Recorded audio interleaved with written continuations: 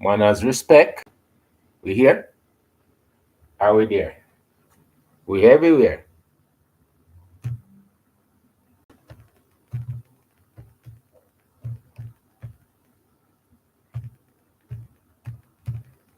Okay, people. One of them. Anywhere one of them. Enough love. Enough love. Always lots and lots of love.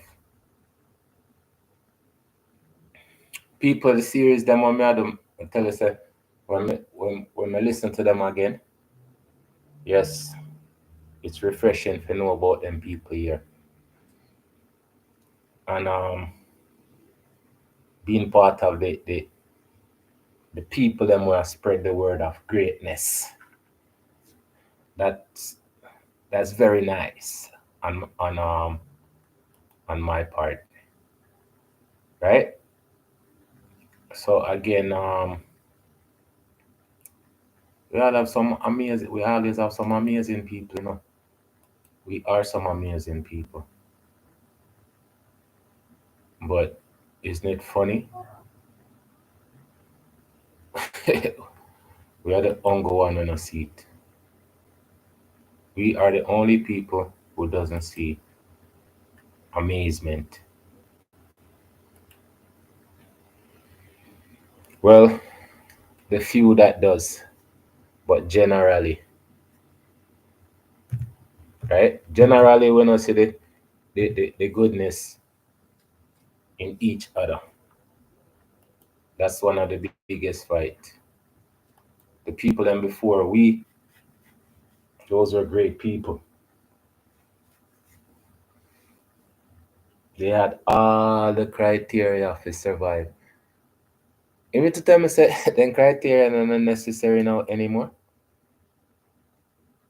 The criteria of greatness.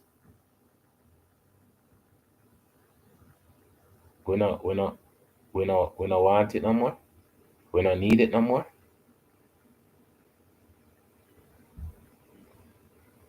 Ah, tell us say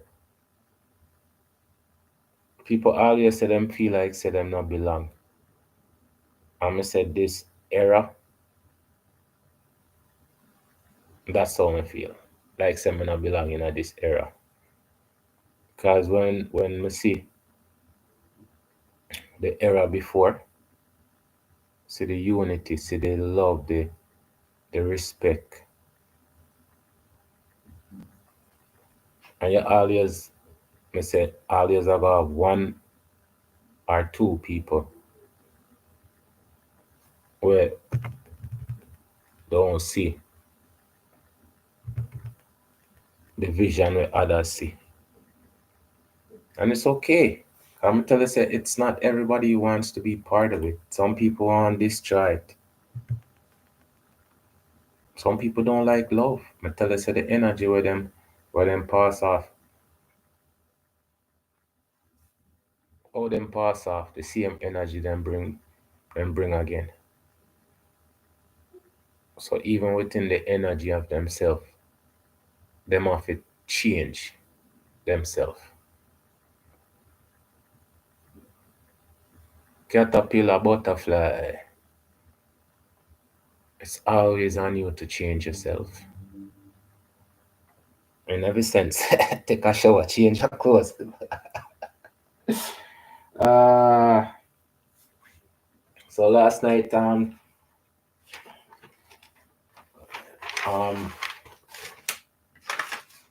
Shazad Ali, very interesting lady, very amazing lady. Mr. I'm gonna do a part two with she, and I will, but we have to continue with these people who are seeking me out to highlight them greatness. Imagine that. Me get choose, or one of the people that get chosen to do a little thing, the betterment. By the way, people, me say I want to sell 2,000 buckler sauces, right? 2,000 buckler sauces. I look companies. Again, one of my things I don't want to put my sauce on shelf and make them sit down there for years and years. They can do that, people. My sauces can sit there for years and years in a bottle, or if it's dry, right? But I want the people them to open up a bottle and enjoy anywhere they in the world. I'm see some all people all over the world. I click on my video them so. So like and subscribe, people. Please get my subscription up so I can reach all over the world. Can sell sauce and send education. So again, I say you get a pen, you get a pencil. Me personally get a pencil. So you get a pen, you get a pencil, you get a book, and we start talking and educate yourself, right? Read and understand. Anything we don't have to share, it's always appreciated. Appreciate love, right? Me tell you about the words them we use. Can't get it from the words them, but if we can avoid the words them we shouldn't fit in the vocabulary. And later on, you don't know if that's gonna come into play because everything is connected. Everything is part of the spider web, connected. So people, I thank you for stop by, thank you for the listen. Because again, I say it's not about the sensationalism, it's about the educational, the upliftment. So can better ourselves, Everybody else are better themselves. Why can't we? For real. Every other race I get married. Why can't we? Why can't we get married and be happy? Find somebody where like minded, have the same goal. Them things those are positive energy. Those are the things me always want to be part of. I tell you, say me always, everything there's always find a solution. Me always I say, okay, this can't work, that can't work. And if it can't work, that means that the solution is not necessary. Right, people?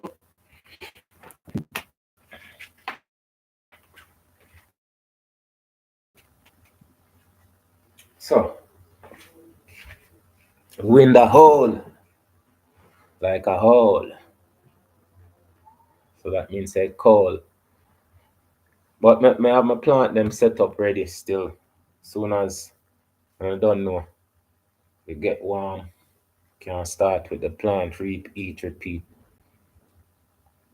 Again, it's so important for a plant to reap something, anything, just for sure so we still have the ability to say, this tastes like something where food would taste like, right? So now people, again, the lessons them when me take, well, the people that when me highlight, right,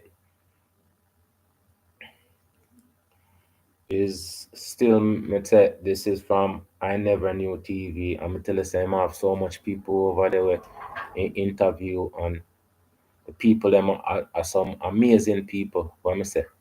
Some people set the standard, right? And again, we don't have to agree with everything. We just have to be like-minded and understand what getting along mean. Cooperation, unity. Now this is Queen Afuya, okay? Afua. I didn't Google her yet. But again, when you hear about a person, it's good to hear from other people, but it's always better to hear from the person themselves. And then you can get an idea of what other people say about them and see if it matches up to what they say about themselves. Right, people? Because people can't say anything about you, Doesn't it doesn't make it true. It's what you do. about what they say make it true. Like them say if you have teeth now you got teeth, then it make it true. But people can't say anything about you. Right people? Tell us that some of them things that it's like we know already, but we just don't reinforce what we know. Right? So much should go and talk as we proceed, people. My parents' influence. Have is please share with us how your parents influence your ambition and your entrepreneurial spirit. My parents influence my ambition and entrepreneurial spirit. It was my father was besides a Garveyite, well versed in cultural African philosophy and purpose. My father, as an entrepreneur, he had his own business, which allowed him to purchase three brownstones in Brooklyn. This brownstone where I'm sitting is the last brownstone that he purchased that came from the hospital here. So growing up with him, being independent, he created his own time, his own vision, and he was able to hire others who worked in his business. He was a dental technician and he serviced the dentists in the community. And I also, as a little girl, worked in his office, just cleaning up and keeping up with him. I loved to be around him because he was a man of wisdom. So the entrepreneur spirit was just natural. And it's how we can reclaim our Africanness to depend on others outside of ourselves to sustain us is suicide. So that's how I was trained. And I've noticed in my short life that your surroundings play a big role in what you're able to do. And many people, I'll say who I have met. I know you have some people, but majority of people who are have that entrepreneurial spirit grew up around it. Have you experienced that? Most people have not grown up around it. Um, that's why I feel I have a great impact to help others to get free. And what I have noticed is that, particularly with the women, that once they see how it can be done as an example, like my father was my example, and my mother supported my father in the business, so it was family business. And then I grew my business as a family business, health wellness, the products, the trainings. And when others come to study from Sacred Woman, they see it firsthand. How can I also be free, doing what I came on this planet to do and serving in a way that lifts up and empowers my community? So, because I've done so many different aspects of holistic health, natural healing, they can see. So, they start making products. That's what I've noticed. They start writing their books. They start to teach from what they've learned as opposed to having to go get a job and someone pays you, they get a chance to build their business. It takes a lot of strength to be an entrepreneur, focused energy. But if you have at least an example that's close up that you can touch, many people have volunteered. But I know their volunteer helps them. When they volunteer and work with me, they see clearly how things are done or not done. You know, I remember one time a student of mine came into my office and I had about 10 binders, color coded with the different trainings. I had one for Sacred Woman, Man Heal Thyself bind. These are all the curriculums. Womb Care Love, Womb Yoga Dance, the detox program. So everything was there. She said, oh, that's how you organize in a certain way. Yes. And I could pull out the vision, lay it out, and then bring it forward. So just to see someone do that, it can be very inspiring. So I took their life in a better way. And I'm very impressed how you've transitioned over the years with the change in technology, because things have changed dramatically from when you started till now. And you've still been able to work at a high pace in the new age digital era. How was that transition for you? Well, it used to be brick and mortar. That's I've moved to different places, flood fires, different things happen along the way. So people always come to where I was, and I was very comfortable with that. And very comfortable having wellness centers, community centers based around healing. Then, when social media um, came onto the scene, the adjustment had to be made. So my son, would you believe it if I said, Again, people, we have to bear with these paid commercials because the people them have to do them things, right? And again, these people, all different people come and tell them story how how they overcome in every situation, right? And that's the thing that is a must in all situations.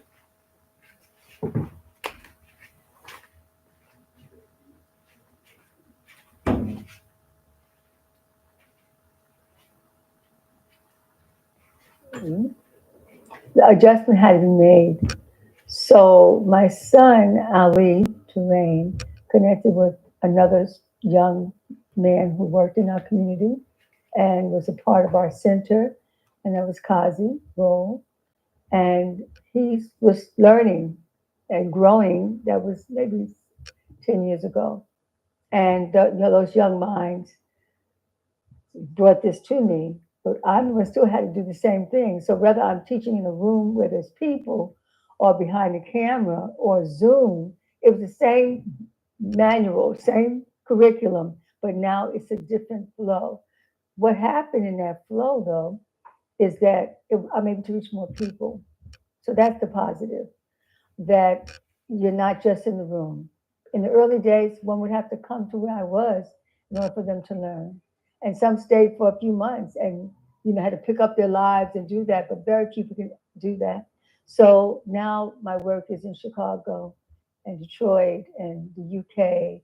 I'm on my way to Canada and soon come Jamaica again.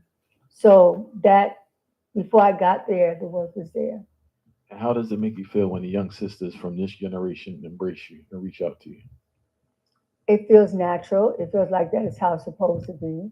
That if you stay in your work in your particular field long enough, you become an elder, you become a person of wisdom and knowledge. Because the ups and the downs, that's part of the teachings. You learn. If you can get back up and learn from it, then you get stronger, and you get more. You get clearer what is true and what is not. So when the young women come to me and young men come to me, I have so much to give them because I've had so many life experiences. And I had to overcome quite a bit. So their stories are already my stories. They're my stories. I already lived them. So then I can tell them these are the pitfalls. This is what you need to look out for. This is what you don't need to do. This is how you have to take care of yourself so you can sustain yourself long enough to be able to manifest your purpose in a big way. And how do you find that balance of business and self care? Seems like a fine line with that. Well, to me, self care is my centerpiece. That is one of, I would say, my secrets. That is not a secret. The more I take care of myself, the more I can sustain. The more I take care of myself, the more I can serve. No one wants to come to a sick healer. No one wants to come to a healer who's angry because of life lessons, things happen to them. So that I don't carry grudges.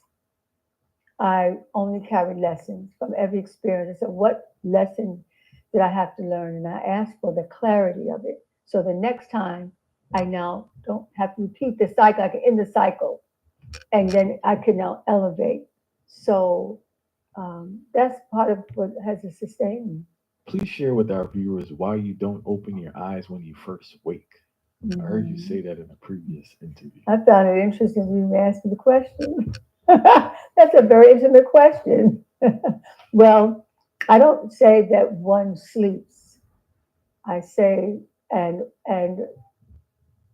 dream so much. I say that we go in, as Rand says, so to go in to come to life. So to rest is to go inside your inner self and to then become to knit.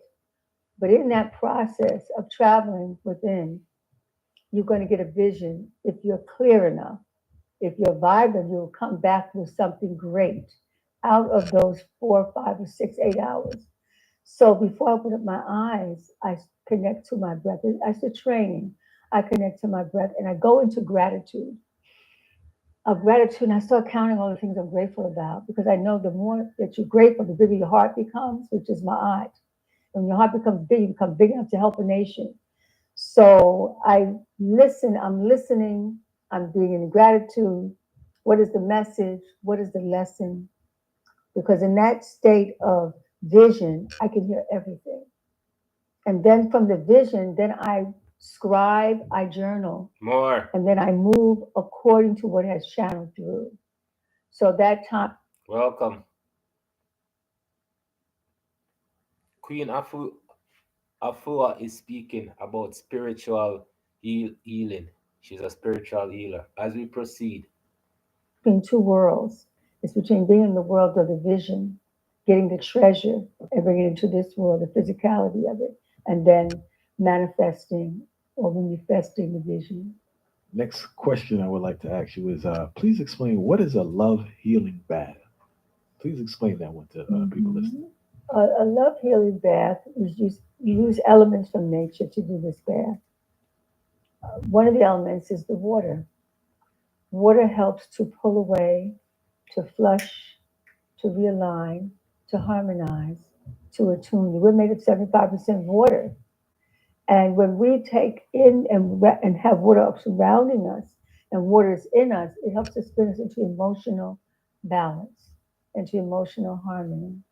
It also moves the waters inside of the body to be unleashed through your skin, through your pores. So if the waters are toxic, if you're stressed out, if you're hurting, the waters now are aroused to now move out. There are toxic waters so that the pure waters can now resonate within. So the water is one element. Also work with aromatherapy. Now, everything I'm saying represents our ancestral pathway. I call it African natural lifestyle.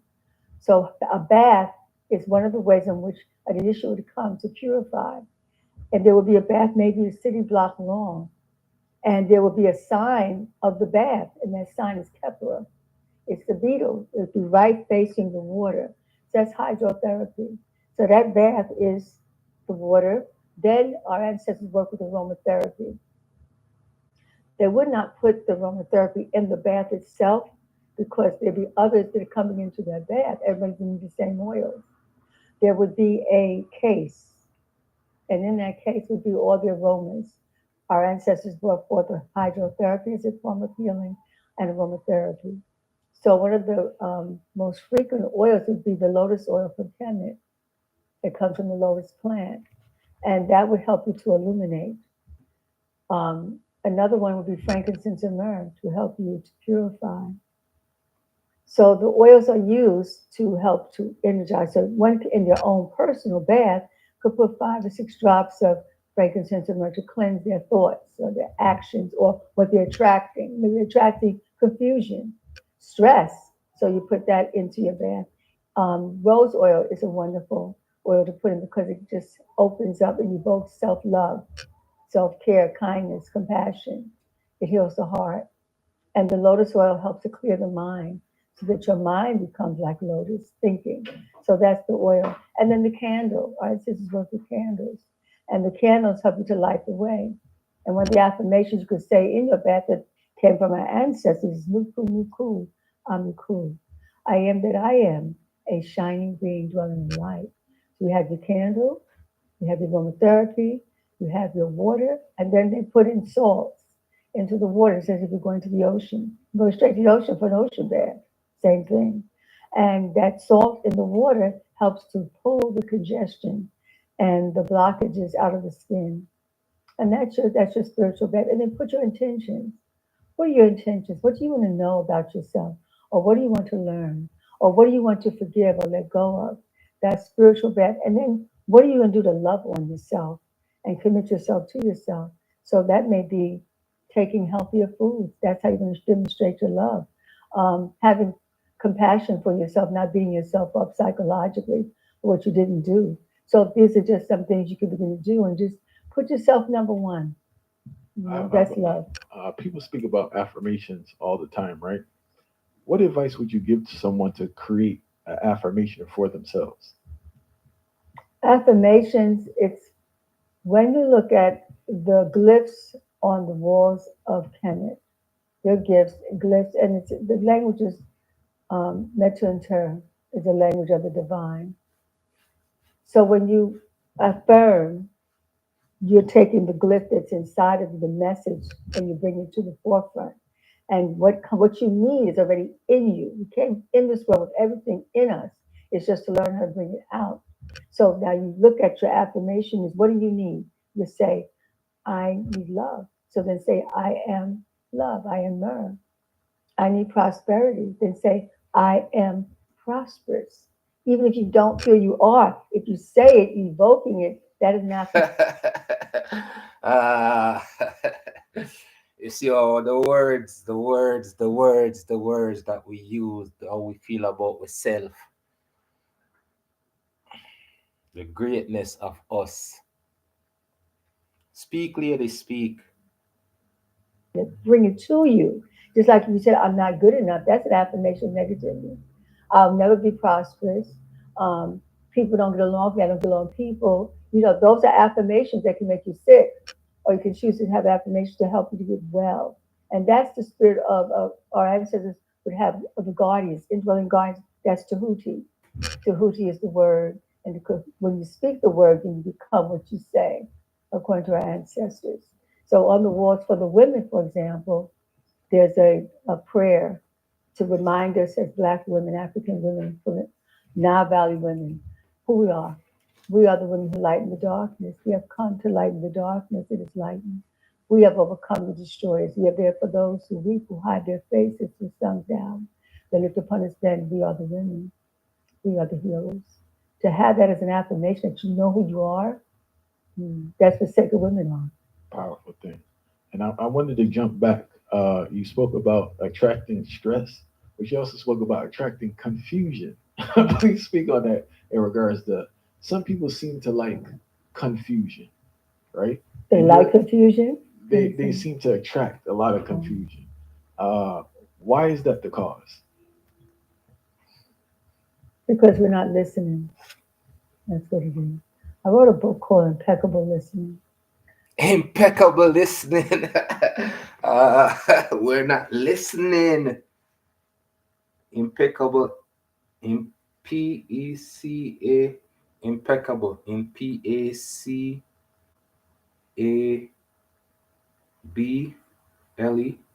Impeccable listening. My favorite part, the listening part, people. And impeccable listening is breath by breath and moment by moment. I, Okay. In wow. PECC. Maturity gives you this extra gift of life. That's what it's given to me. When I think back on my life, Im IMPECCABLE.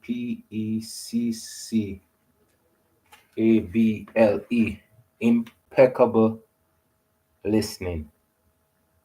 Okay, then, people, some more of my book collection. ah, I need to get all of these amazing books so I can add them to my collection. Because all of these people, them all write them story that me say, get a pen, get a pencil, get a book, write something. These people did. As we proceed, people. my life, there's points when I listen completely to the divine that's indwelling, that's we call God, Odin, Ray, Jah, Jehovah, in turn. And when I listened impeccably, the Most High in me said, "Go," and I held back, I missed it, or the Most High said, "Let go," and I held on, and then I said, "Wow." It's always a regret when you don't listen. So what life has given to me is listen, even if it's scary, even if you don't understand why, but when you get that innate, that intuitive spirit is speaking through you, which is the Most High nature, listen impeccably. And then you will see the wisdom of it in time until you become one with it. And then you start, oh, I understand why I shouldn't do this and why I should do that. Now the other part is it's 3 stages. And you have to ask, because if you ask, you're going to hear it. You may not be ready for it. That's why we suffer, because we're not quite ready to make the shift. Then listen, you hear it. The final one that people really mess up with is now act. It is to act from what you just heard, But you said, and you'll say something like, "Oh, does it make any sense?" I don't have those questions anymore. When I hear it now, I take the breath of life when I hear it so that I can have the courage to speak it, and it is so, period. Then we'll suffer. That's why we're suffering, not in tune. I hear you always speak about the sacred woman. Please explain for those listening who are unaware of your work what you mean by the sacred woman. Mm. Sacred woman. Sacred means divine. Sacred means to be one with the divine and all its many names. Sacredness is to be in alignment with your higher self. To be a woman is to be a healer. So the goal of sacred and woman is to wake up in terms of the rites of passage that I teach, is to come into the alignment as yourself as healer, yourself as healer of yourself. That's empowerment. That is edification. That is your culture. And to be confident once you learn the steps, the stages, the gateways of sacred woman, then you're able to not only heal yourself, but your loved ones, your family, your community. Thousands and thousands of women have gone through and have taken on the title and the work and the lifestyle of sacred woman. And that has helped to empower a nation of us. We're rising up out of not knowing to knowing, out of sickness into wellness, out of destruction into productivity, out of lack and limitation to abundance. So there is a growing, the sacredness gives you everything that you need because you're in alignment with that divine essence that's already in there, active and ready to be worked with once you tune in. There's a book, there's another book called Sacred Woman. This European male wrote the book. It's too, I don't know what he's talking about, but I know what I'm dealing with. This is a resurrection for Black women. This is our culture. When we were stolen as a people, our culture, our traditions, our medicine, our language, our pathway, everything that made us whole was stolen and it was separated, divided. And then we were put on plantations and we were beaten and raped and everything that abomination upon us. And that went for over 8 generations. And that poisoned us. So to take the sacred rites of passage is to not claim plantation life as the life that we lived. We lived through it, but there is a life before that when we were the royal ones, the whole ones, the example for not even a person, but for humanity. And that name of that is Ma'at. It was a nation of Ma'at. And the principle, the most centered piece of that is Ma'at. Represents balance, truth, righteousness, reciprocity. And that came as a form of the feminine principle.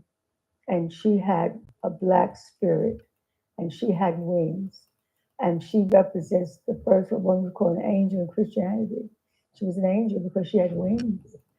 And our path is the oldest spiritual path. We weren't religious, because to be religious is to separate. We were spiritual beings connected to source and being moved from that place of source and power. So the wings were there. And then she had a feather on her crown. And that is the balance of her thoughts. Holistic health actually is African natural lifestyle. And she's the embodiment of all of that. She encased that. Ma'at was over a whole nation. And from her, the 42 laws of Ma'at came into being, and which is in Christianity, the Ten Commandments came out of that.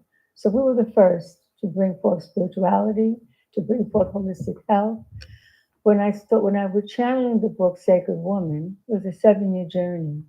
And I want to give Zanon Grasa Pata. We were together for 19 years. And he was the historical advisor of the book, of the work. And in those 19 years, I really was always into African spirituality. As a teenager, I started young, and I'm living a mature life. So I've been here. Probably I'm one of probably the oldest um, living healers that exist, which is quite interesting because I feel like I'm about 30 years old in my body. So that's supernatural in itself. That spirituality, that's taking care of your body, taking care of your mind.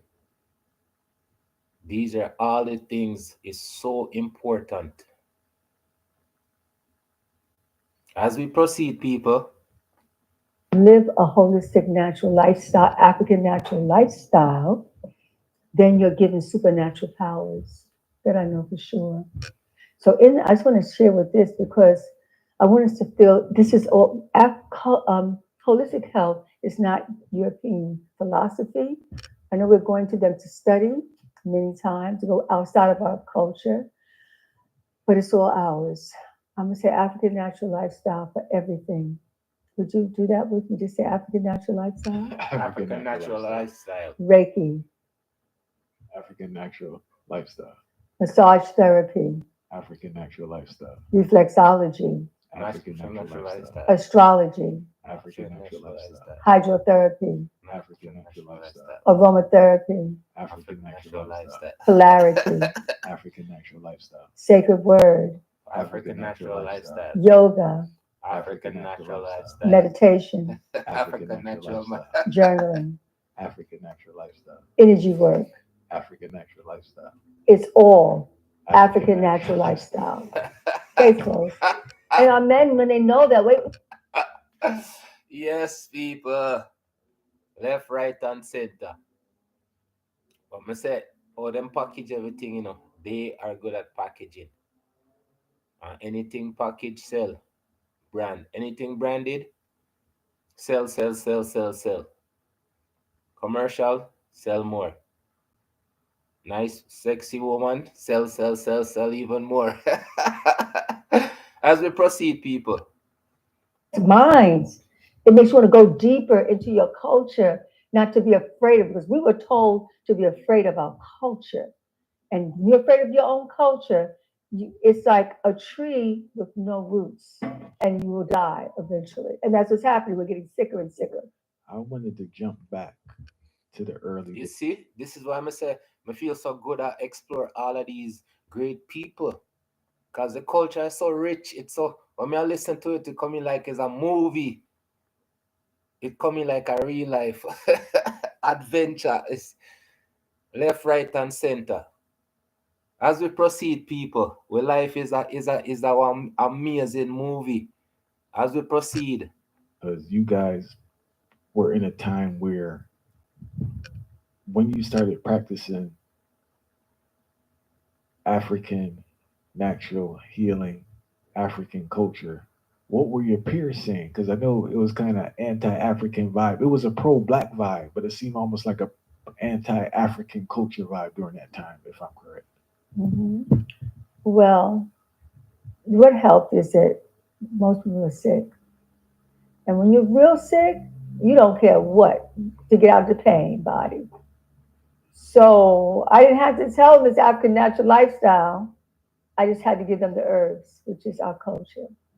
That is how come you can get a grandmother or grandfather, talk to the bushes, talk to the trees, and know what plants. There was no back to Eden then. It was stolen, brought here, but it was innately, we knew the medicine of nature. We knew how to work with the rain. We had to work with the water. We had to work with the plant. So it wasn't pain. And they went out and they tried everything allopathically, medically. They will say, what is that? They're not concerned. Here's the clay, or here's the bath, or here's the self-massage, here's the aromatherapy. These are ways, here's the food, it's plant-based lifestyle. So that is how I was able to bring it to my community.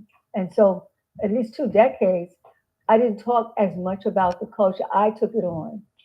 I mean, I did African dance. I had a dance company, an African dance company at age 15. So I heard the drums right from this house.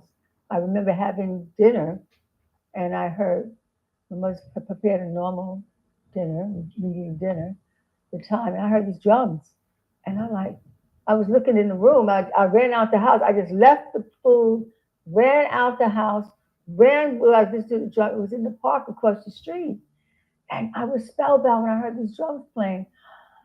Oh my goodness! I felt my culture just coming up out of me.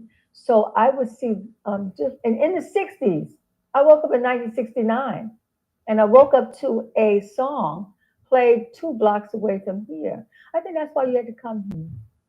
I think you had to come to this house because this house, Stevie Wonder played on that piano. You know, Erica Badu upstairs. Wow, people. Eh? I'm telling you, say how rich it is with history, so amazing. Everything about the culture is so it's just vibrant, colorful. And them things I'm tell you say are the greatness of us, you know. That's why I'm saying time I listen to them people talk, it just bring back one time.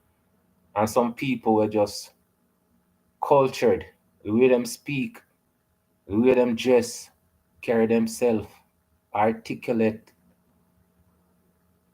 Why?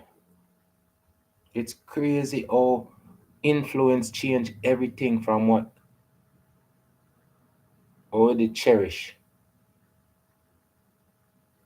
As we proceed, people. Erica Badu upstairs, stayed with us quite a bit in common. And just so many. One, See, come on, Erica Badu. And that the connection, you know. Look, there's so much. We used to be a connected people. We used to know each other. That are the thing, you know. We used to be inclusive. As we proceed. over the years, in our community, they came. This was the places where they came, Park Place. So I went somewhere else, but that the point is, we did not embrace our culture. But over time, people started to appreciate the fact that I loved them so much. I would share, period. And I shared with workshops, classes, seminar. If I went to the bank, someone said, Queen, what do I do about this? If I'm walking down the street, Queen, what do I do about that? So I was so dedicated. They saw me clearly who I was. They were like, oh, she's taking Queen. Well, what is that supposed to mean? Or she dresses culturally. I'm not sure if I want to, but I kept going no matter what they did, and I would always have answers. You have diabetes, high blood pressure, stress, anxiety, obesity, arthritis, wound issues. I had answers because it all came from our culture, and I would give it to them. I would never force anyone to take on what I was teaching. I would offer it and say, "This is yours." And after decades, people have had faith in me. Um, One thing I want to ask: why are the drums so powerful? I always hear people It's the talk about. heartbeat. The drum is the heart. And as again, the anatomy on a spiritual level, cosmic level, is ma'at. And the heart is, the glyph for the heart is a scale. So on one side of the scale is your heart, and the other side is a feather. A whole nation is based on the heart and the feather. And the drum represents the heartbeat. So if you lose your heartbeat, that's a stroke, that's a heart attack, that's death or life. So we hear the drum, that sound reminds us, it's in our DNA. I say, when I look a bit, I used to mess around with the lizard them, lick the lizard them, and then we used to put put the pan over the drum and beat the drum, and the lizard them would have come back. I don't know. I'm telling you the things that we used to do as kids, you know. We used to. Ah, the things that were fun. That's an experiment. I'm gonna tell you, say I chew the drum and time we hear the kettle drum them a beat when them used to beat the drum when the drum in the in the music, and that we used to listen to the drum and the bass. So it's true, there's a certain connection to the to us and the drum and rhythm, everything. It's connected as we proceed. That sound reminds us, it's in our DNA. It brings us back to our beginnings, and our hearts can be healed from the sound of a drum. Do you believe overeating is caused by food addiction, or is it a person's distorted search for nurture and comfort? Well, they call it, there's a term for it, comfort. Junk food, fried foods, potato salad with eggs in it and mayonnaise, a sweet potato pie with eggs and sugar is comfort. So ice cream could be considered comfort. It soothes you, but it's an addictive quality. So it doesn't really soothe you. It's just a moment of relief before it drops in the body and you become what the food really is doing. It's not giving you comfort. The food is actually causing you stress and anxiety and hurt and anger and depression. See? So Mr. Listen, then put a word, two words together, right? And it absolutely no meaning. Comfort food, and then use junk food as one of the most worst, the worst.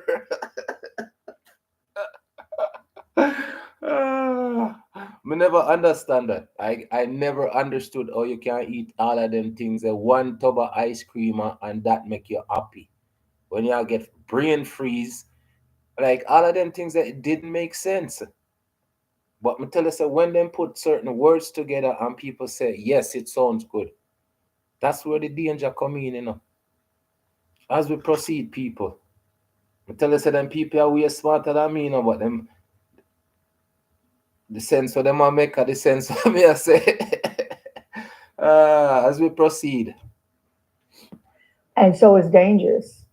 It's dangerous um, to go that route for comfort when you can go the route of nature and eat just the opposite, eat the foods that support the nature, support the mind, that support the emotions.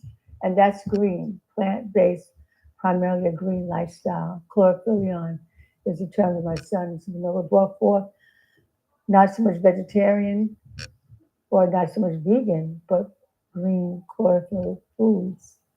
And if you eat the white bread, the white rice, it causes you to tilt over to the adversities and to the struggle and to the lack and to the hurt.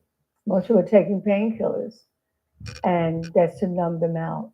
But, but what it does is it keeps you in a cycle of more pain and more drugs and more going down until people have become manic depressed, to become violent. Just in a household, we check what's in our homes, we understand why there's abuse in the home. Yeah, I experienced that personally in regards to changing my eating habits, and I can feel the difference not only in my body, in my mind, and my temperament. I think when I eat sugary foods, I feel jittery. It gives me like a nervous Yeah, vibe because it's a almost. drug. And it's a few, sugar is a drug, there's a few molecules away from crack and cocaine. You can just look it up, Google it. It's only a few molecules away from crack and cocaine. And it's so harmful because everybody's doing it. It feels normal. It is normal, but it's not optimal. And it tastes so good, but it hurts so bad. And you can take your sweets in a more natural form, fruits. Get into your mangoes, your papaya, your pineapples, your cherries. It's delicious when it's organic, though. Oh, she said my favorite word, delicious. I'm telling you. So even when them say junk food, I'm saying fruit salads and them things, right? And them things them naturally I give you. When you say junk food, it's supposed to be a depressing food. Because you're depressed now, say you eat it and then you put on the weight and then you have to go lose the weight and then you have to go buy. It's just Me not understand how them call them disgusting things the comfort food. I never, ever believed that was comfort food.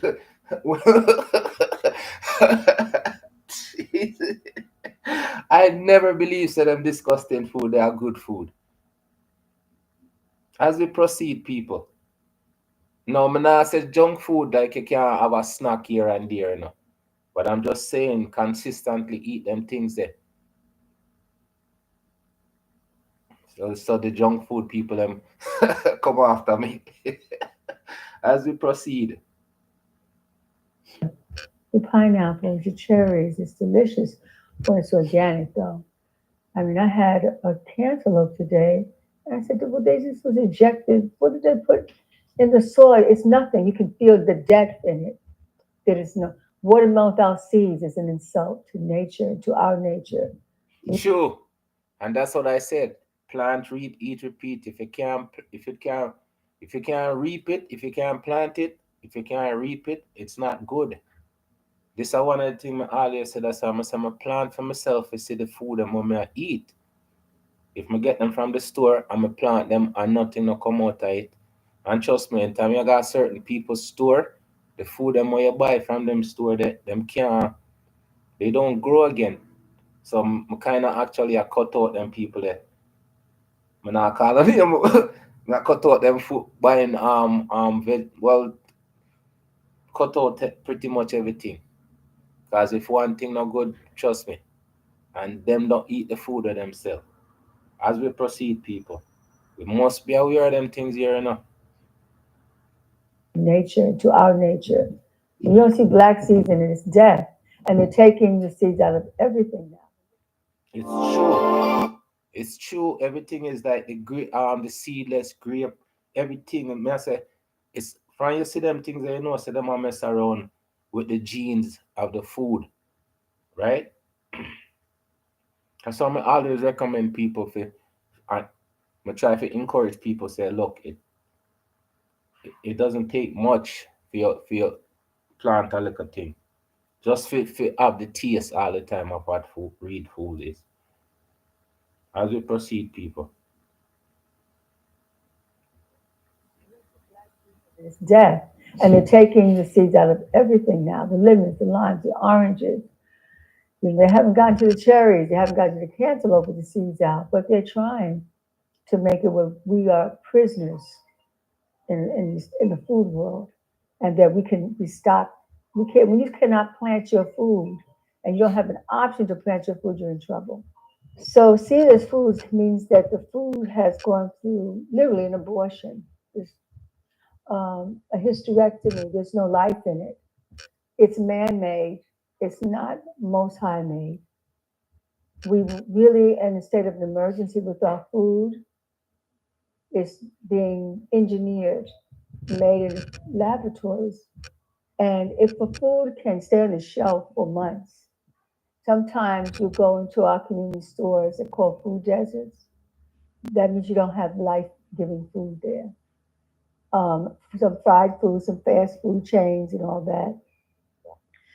So once the food can sit on the shelf for months and years, and sometimes you're going to some places and there's dust on the, and what are we eating? It's not real food. Food only lasts for a certain period of time. Once you pull it, pick it, it lasts for a week.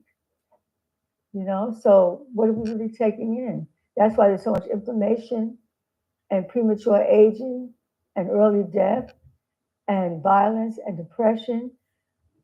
People are in this realm is that the norm is to be sick.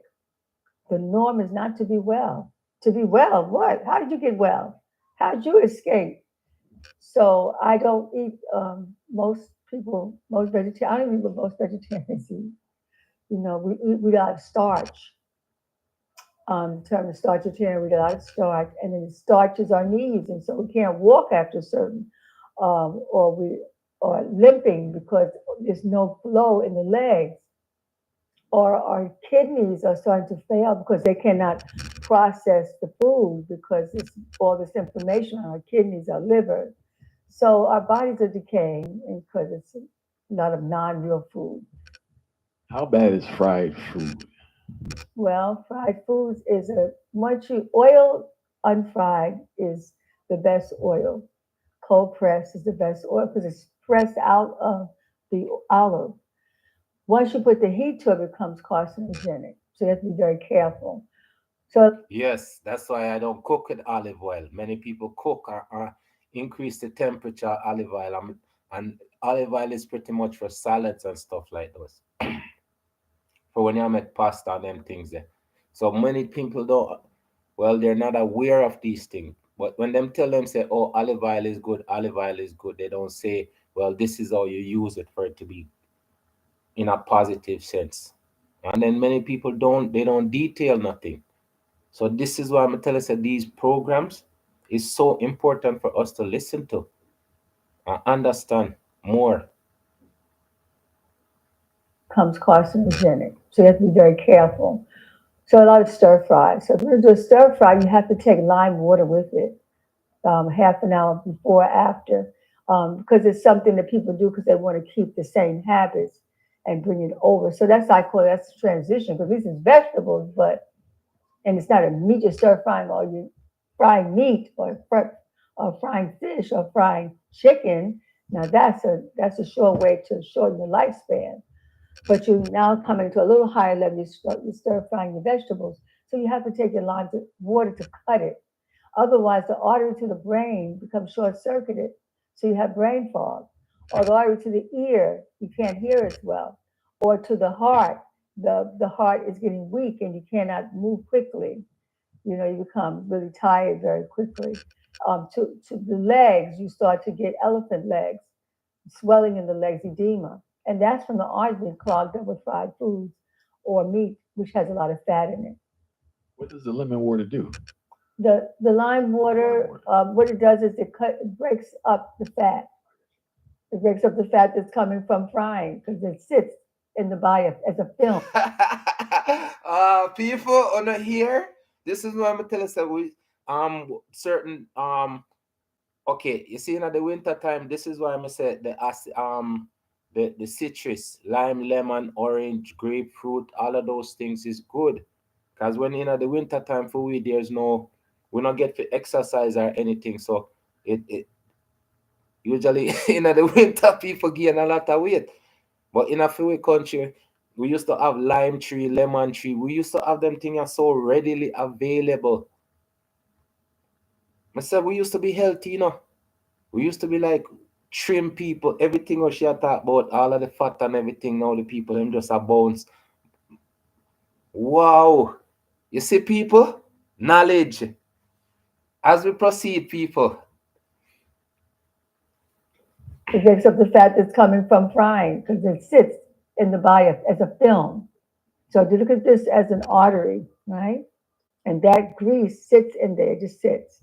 So you try to now you bring nourishment in, the nourishment can't get through because it's so thick, so it can't break through. So if that artery is to the heart, that's where your heart can miss a beat. Or all of a sudden somebody had a sudden death because the heart is not getting any nourishment or oxygen because that plaque it keeps building up until it becomes thick.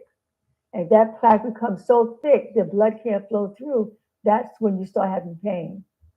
Please explain how a toxic lifestyle and toxic relationship negatively impacts the health of a woman's vagina. Well, toxic relationship.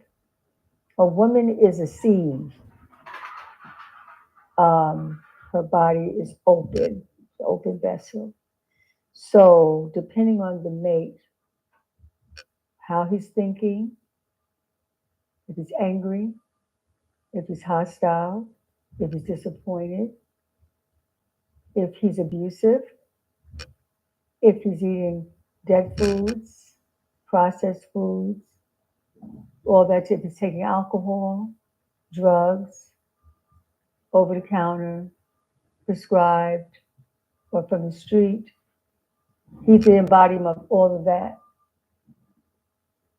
When a woman opens up her womb, which is really her heart, and her womb reflects, whatever the man is thinking, feeling, eating is going to be injected into her. It's going to become that. Now, she's already that before he came. So it's not like he's something wrong with him and then she's great. Mm-mm. She had a frequency that brought them together. What happens if she already has that frequency of lack and hurt and disappointment, she's going to attract someone on the same level. But what happens is magnified when they come together. Because she's a seed and she receives, she is going to get sick. He's going to feel better because he's going to release the anger and the pain. Now, he's not going to change his diet, so he's going to keep getting sick again. He's not changing his mind, he's not changing his lifestyle, he's not forgiving his parents, he doesn't do any emotional healing. So that pretty much says it. He's gonna be he's gonna be emotional wreck, and your emotional wreck, and it's gonna be continuous. Things is not gonna change. This is why when the advisor says when two evil people get together and they have a kid, the kid is lost. The kid has no future. So it's again, it comes down to like-minded people. I always say, because opposite doesn't attract unless it's magnet or for a purpose. As we proceed, people, very educational.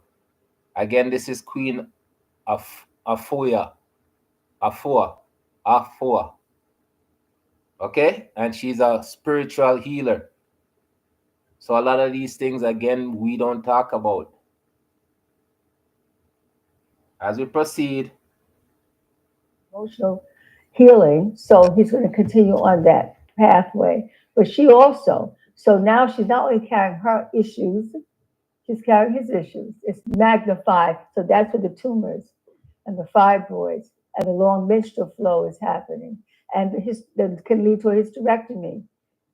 So it's very important to clean yourself up as a woman, first and foremost. Start your lifestyle. Come into the second rites of passage. Come and do a 21-day detox and move into a holistic lifestyle. You're gonna set your home as a wellness home. And then you'll attract a mate on a higher level because he's yourself. You're gonna attract yourself to yourself. And that is what causes our see, attract yourself to yourself. Uh, so does that say the opposite attract? No, it doesn't.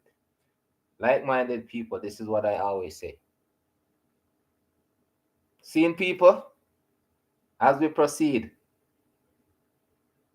it's a compounding of disease living So, or dying. can you please speak on how detrimental it is? We live in a culture now where promiscuity is the norm and it's praised. But people, when they think about having numerous sexual mates, the only negative they think about is getting pregnant and STD. But they don't think about the spiritual exposure they open themselves to. So can you delve into that more? You just spoke on it, but could you delve into how detrimental it is having numerous mates? Mhm. Okay, we're gonna put over here the children, but that's why we have so many households with a single parent household. Because ultimately, what's going to end up happening if you're not in harmony, if you're not healthy enough to bring to yourself your highest good in a human form, then what you're going to bring is isfit, sickness, divisiveness, woundedness. And some women won't even go, if they get pregnant, they before they even have the baby, they're already separated, because they did not do it in a highest frequency. Do you know who he really is?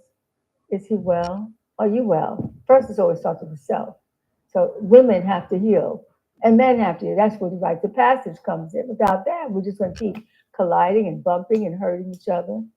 So the first thing is to heal, and I've observed it over and over again. The women heal, then the mates are looking at them strange because you're different. You speak different because you're not yelling, you're not going off, you're not cursing anymore. Your aroma of your body doesn't have the aroma of flesh, toxicity, acidity. um, your how you handle stresses. You're not doing all of what you used to do, so your temperament changes.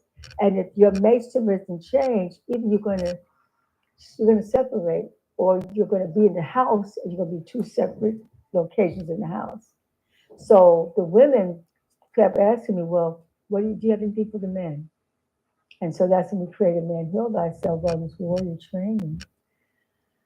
And then that became the answer for them to have healthy relationships. And so the men who take that on for sake of women, the relationships are like golden. It works because you have two healed people now communicating. And that creates such a level of peace and harmony. The reason why women are going from bed to bed, or men going from bed to bed, because they're unhappy. It's not that they're happy and they're looking for something they could never get. You're never going to get peace.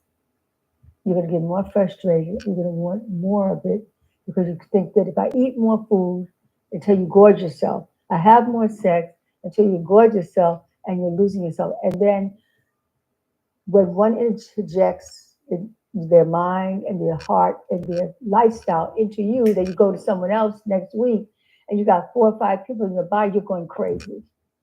You're depressed, you're anxious, you're suicidal, you're confused.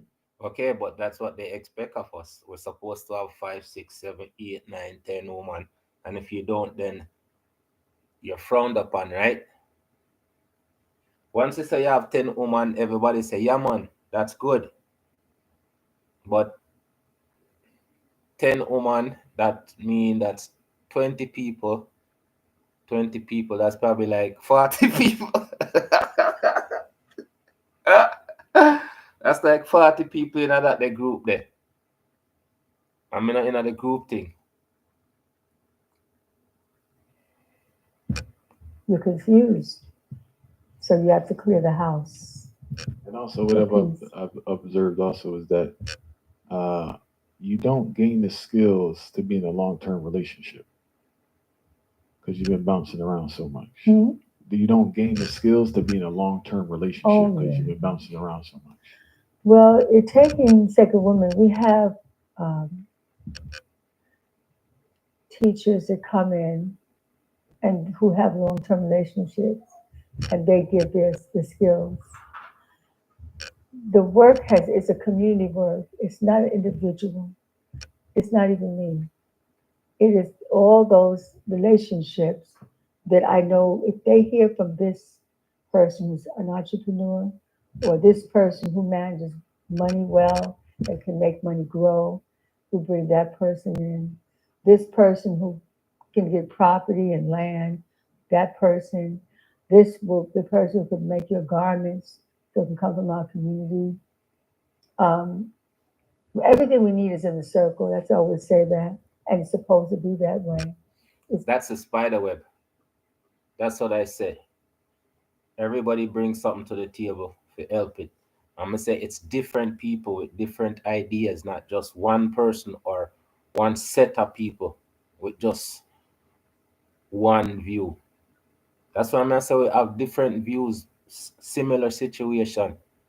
That's why I'm saying it doesn't make sense when we are fight against each other, right? When we can work together and accomplish so much.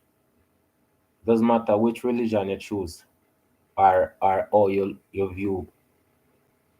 Just accept a person thing and love it as we proceed. to say that, and it's supposed to be that way. It's in the village. And the more that we can unify, I'm doing something right now that it's another movement. I create movements, so movements created through me. I just share them. You see, uh, movements created through she, and that was how you can do anything you want to do. You can create. There's so much things you can create. Like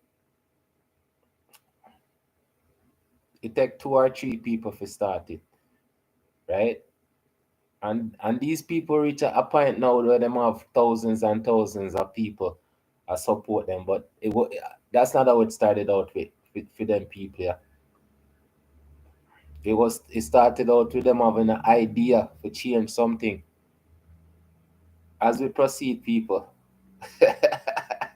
ah, ideas, greatness flows throughout us.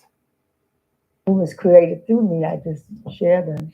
And it's called the City of Wellness, Women's Wellness Power Walk, and the City of Wellness, Wellness Warriors Power Run. We just launched it here in Brooklyn, and all the boroughs came. It's about 30 of us. And it's growing. And next See, 30 of them, not 3,000. They just start them little thing on 30 and it's growing. You see what I talk about, people? it's going to be Indianapolis this coming up. And then the next one's going to be Atlanta, Georgia. And this weekend it's going to be in Montreal, Canada. And it's going to go from different cities are going to be inspired to start to walk. This walk was inspired by the many walks. The walk in Washington with Mount Martin Luther King. I was 9 years old. My parents took me to Washington from Brooklyn. And I remember I had my patent leather shoes in the middle, in the mud. It was raining. And there's a million people out there. And I had these umbrellas over me. They were towering over my parents. And and I reflected, I said, oh, I was in the middle of history. Yo, she's 11 years old. She's 11 years old when she went to the Martin Luther King walk, right?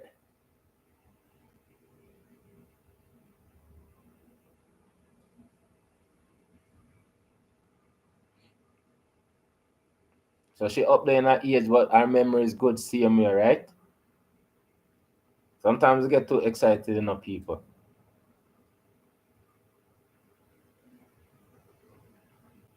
Walks. The walk in Washington with Mount Martin Luther King. I was 9 years old. My parents took me to Washington from Brooklyn. And I remember I had my patent leather shoes in the middle, in the mud. It was raining. And there's a million people out there. And I had these umbrellas over me. They were towering over my parents. And and I reflected, I said, oh, I was in the middle of history. And then, of course, the Million Man March with Honorable Louis Farrakhan. There's Louis Farrakhan for the Million Men who came. I sent my sons. I didn't go, but I sent my son. And Bob Law, who was one of the um, leaders in bringing together the boroughs. He brought 15 buses. He's also, I call my spiritual godfather.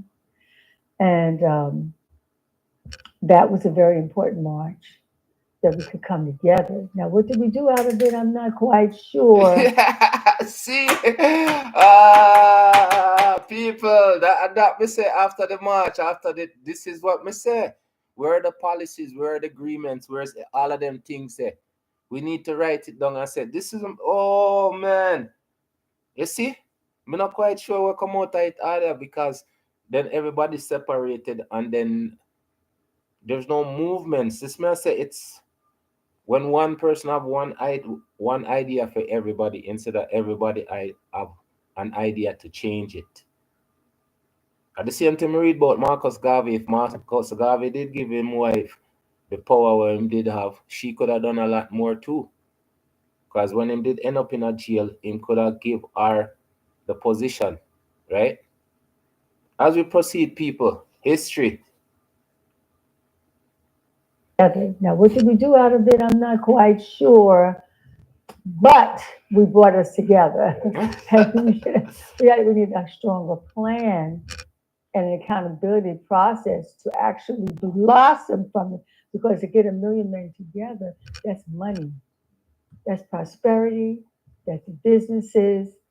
It's like people in their own doing their own inspirational thing, but I think that there needs to be more planning. So when you bring together, what are we trying to do here? Is it food, clothing, and shelter? Is it land? is to become our own medicine. Like I know my plan is to create, this is it, that there be a healer in every family.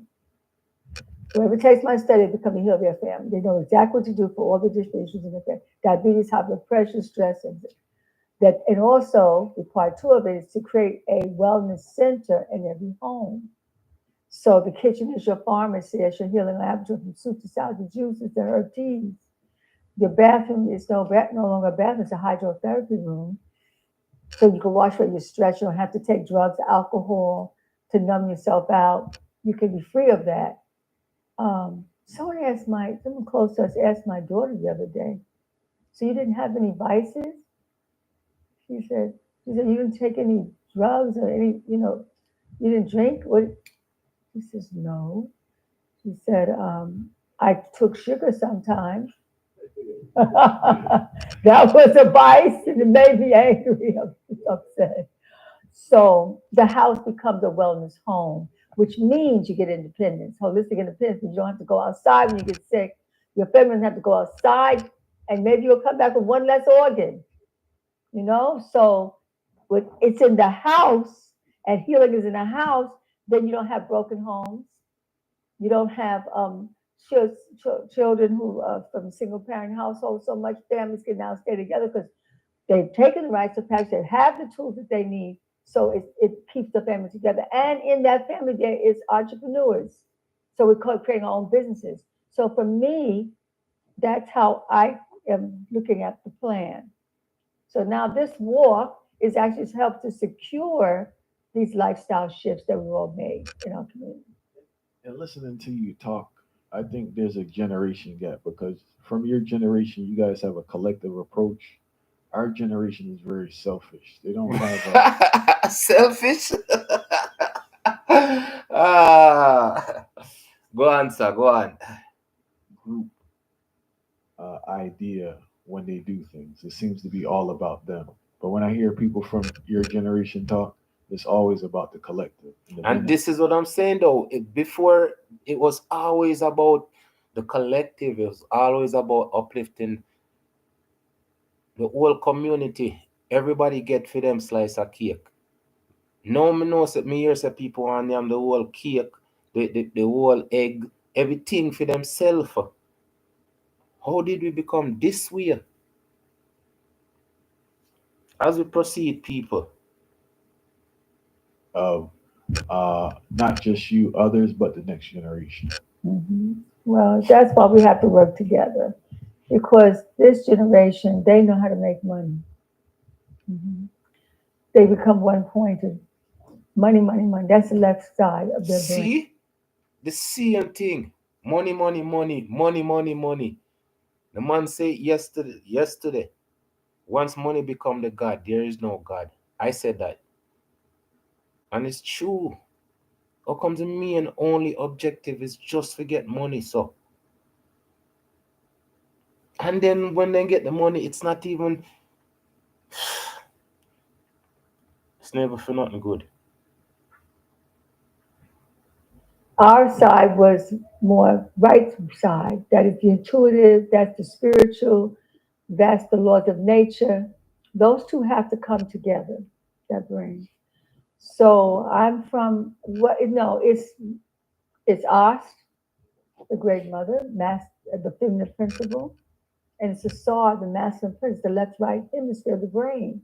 Or you could bring those two hemispheres together, you have a whole being, and then I can relate to young people, which I do, right? And I can relate to elder people, which I do. I relate to both sides of the spectrum. That's what's going to give us sustainability. Because the young people, they don't have the wisdom. They're going to go into some places. They like, how did I get here? How did I get so depressed? We were not as so depressed. We was being shot. Everything was happening to us, but we was getting depressed. We was getting things done. Period. But now we have all this money and there's a lot of depression and a lot of medication. Why is that? Like, why is it that a person who experiences more trauma has less depression than a person who experiences less trauma? Well, it's both. I mean, because you can have less and be still traumatized because you don't have enough to take and sustain your family. So that's very stressful. And then you can have all the material things, but because your lifestyle is so toxic, that's very stressful. So it's like to take the whole point of holistic health, African natural lifestyle, to become a whole being. You're made of body, so you have to heal the body, work with the transformation of the body consistent every day. It's a lifestyle of wellness. Take it on as a lifestyle, not an event. I'm gonna do this, and now once I'm better, I'm gonna go back to my old habits. You come through the door, and you don't even go straight. You do this like a plane. You continue to elevate. I call it the ascension. We're about to have our ascension in Atlanta, Georgia. Everybody's welcome to attend. It's something spectacular. You get to see 100 women who are healthy, whole, vibrant, supportive, ready to tell their stories from death to resurrection. It is a phenomenon to bear witness. These are women who've gone through rites of passage. And our men, wellness warriors, they have also gone through their rites of passage with supernovas. And again, it's spirituality. All of them things that make sense, but it's the things that we don't pay attention to, right? We're always in a hurry for everything. Want it quick, quick, quick. Tell you say it's a lifestyle. It can't get fixed overnight. It takes a longer period. And this is where the disappointment comes in because you said 2 days and it take 5 days. The same thing me say, oh, I'm supposed to be successful, I'm supposed to be rich, everything, and I'm not there. Yes, I feel a way, but I not feel suicidal in that sense. Because I know work continuously working on it, eventually it's gonna change, as we proceed, people. Wellness warriors, they have also gone through their rites of passage with Supernova Islam and Hallelujah Walcott. So when you see this, you say, wow, there's hope. That's what this is. There's a pathway, a way out of our dismay. All right, many people are struggling to cope in a stressful environment in which they live, right? You always preach the importance of keeping a positive outlook and keeping a smile on your heart. What advice would you give to listeners who are struggling with stress and anxiety? Mhm. Start somewhere. Don't feel like you have to change your whole life because that can cause you stress. You see, that's the same thing. You can't change all at once. One little step, just we said. That's why I said the first thing you have to do is get a sharp pencil. That's the first thing. And then you get the blank paper. It's a slow process. But at least you have a sharp pencil. And then if you go find the book, no, that's a different story. But at least you have the pencil. You have to start somewhere. And somewhere is not a big step, it's just a solid step. Thank you very much, miss.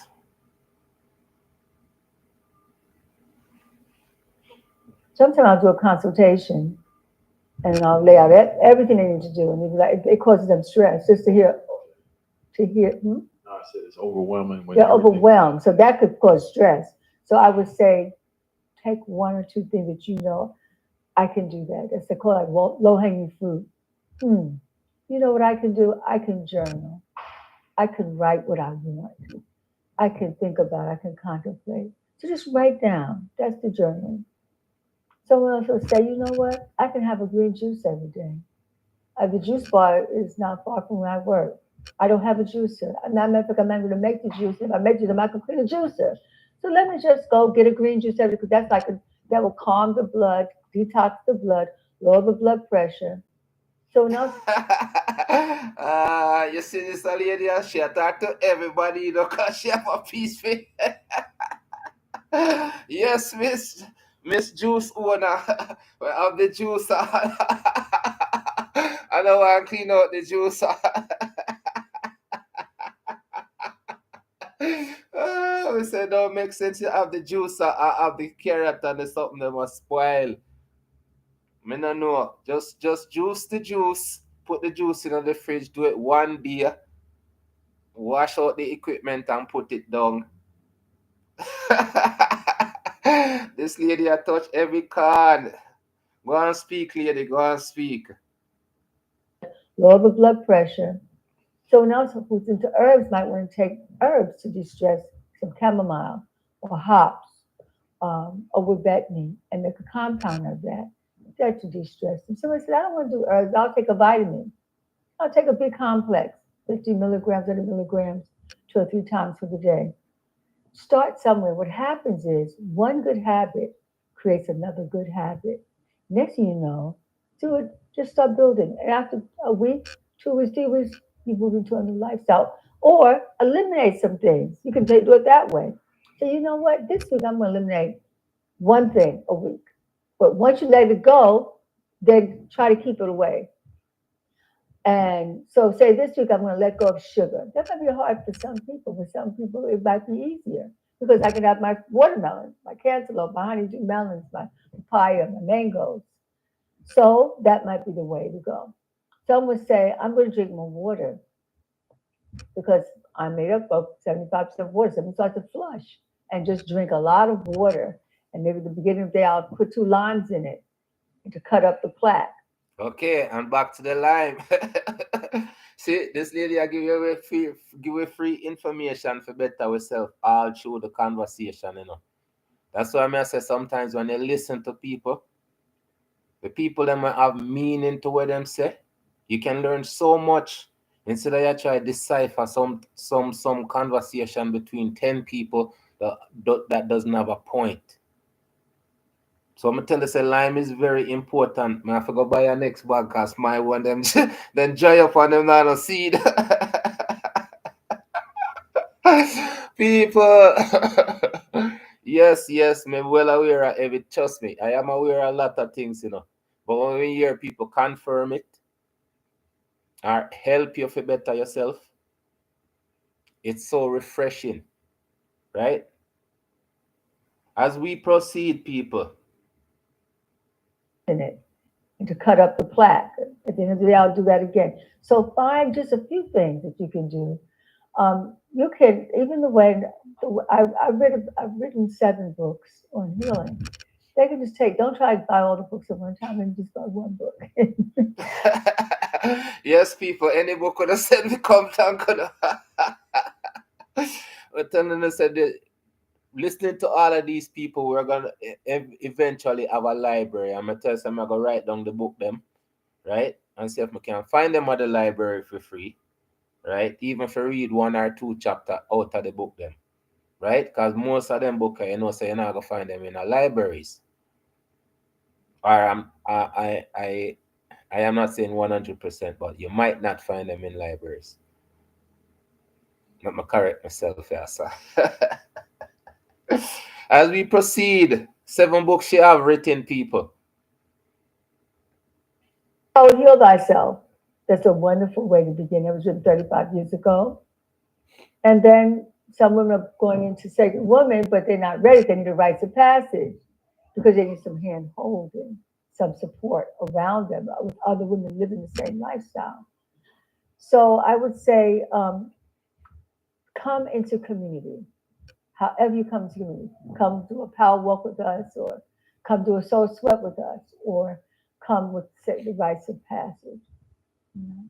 How do women find that don't have access to you in your community, right? How do women find community in their neighborhoods? That seems to be a Oh, problem. oh, oh, oh, oh, oh. This one is I like this one. Before she answer it, me done said already. It doesn't take a whole bunch of people. It just take 2 or 3 people who are like-minded. From even starting a community garden and them things there. These are all the things me say we used to do before. Me not understand all this the things that we used to do. We have to retrain people to do the same thing that we used to do before when it was necessary. I know people are going like say it's not necessary. So me just did want to jump in front of the professor. I didn't want to take her spot. Me just want to say my piece on that. Go ahead, professor.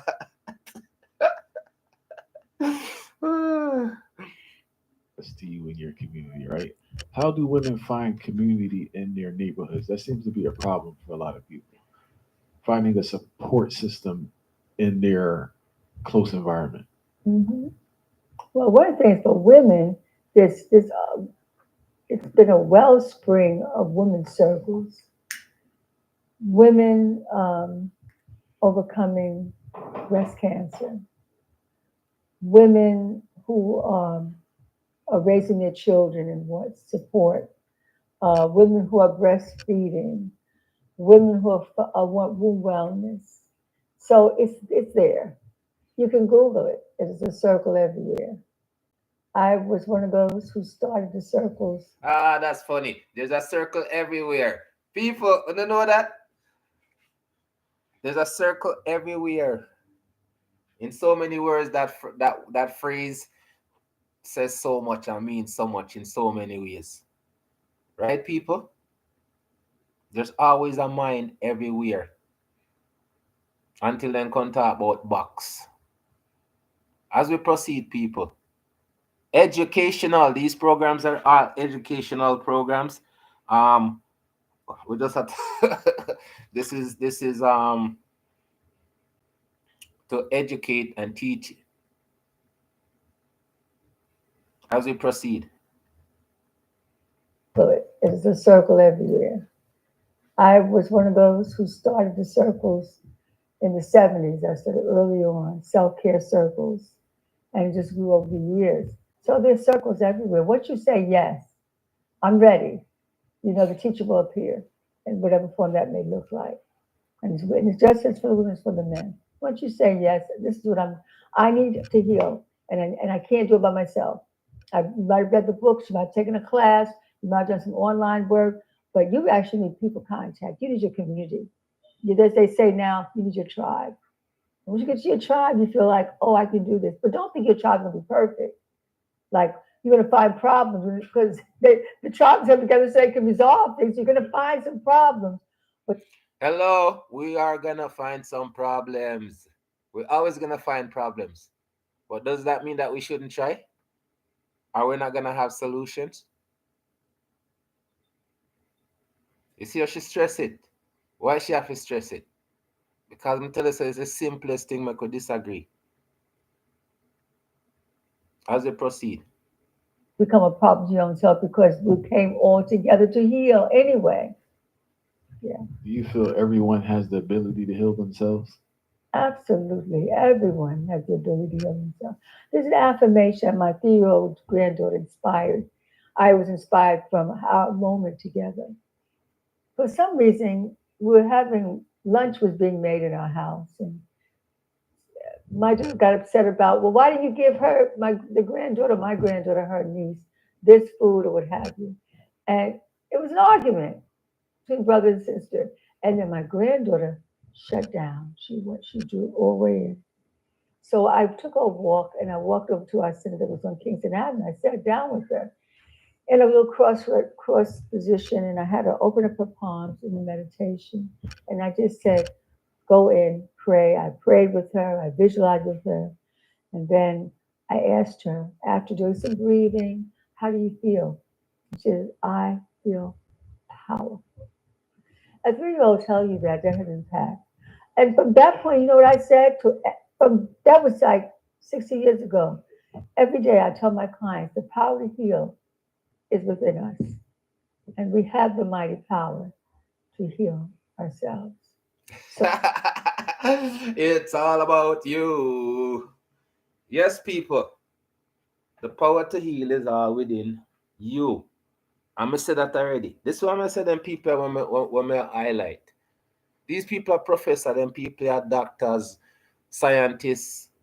More letters on them last name than I'll have on my bank account.